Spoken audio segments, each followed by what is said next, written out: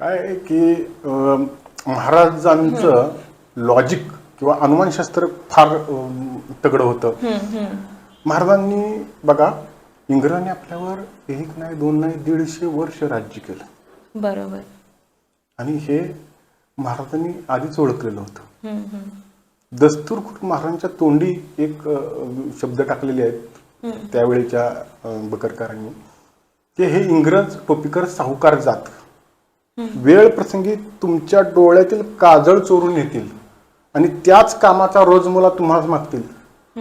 यांचे खाविंद म्हणजे यांचे पूर्वज, यांचे खाविंद तो प्रत्यक्ष राज्य करते आणि राज्यकर्त्यांना स्थललोभ नाही ऐशे कैशे.